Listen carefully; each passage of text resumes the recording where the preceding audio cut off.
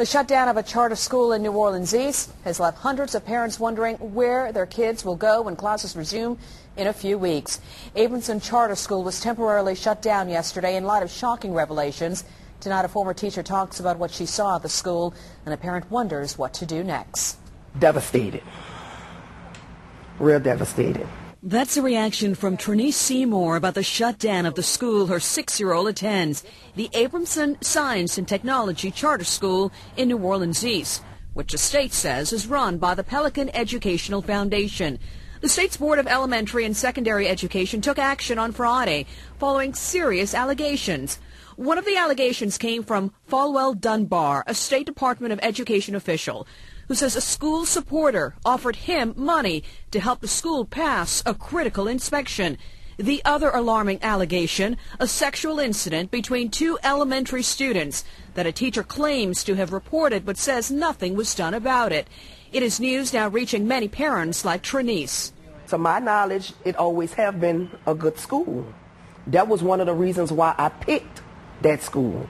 It was the latest in numerous complaints against the charter school, along with problems documented by unannounced visits by state auditors.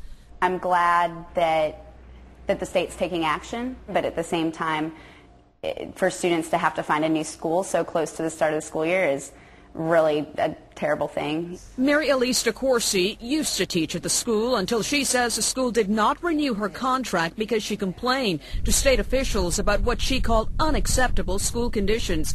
In one case, a Turkish language class where the students were left without a teacher for weeks.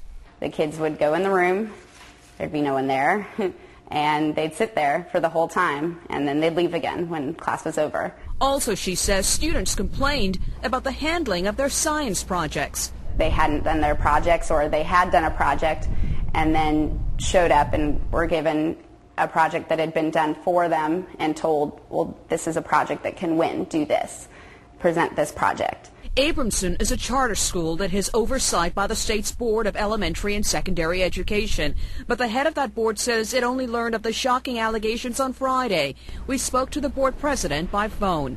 With that many allegations, your common sense tells you that some of these are likely true.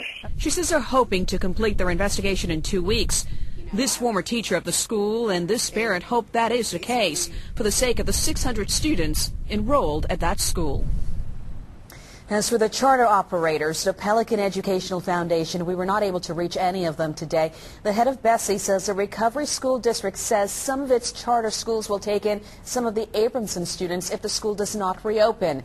Next week, Monday, officials with the Recovery School District will be contacting parents to inform them on what steps they could take while they await the conclusion of the investigation, which will determine if the school reopens as it is or under a new charter operator or as an RSD school.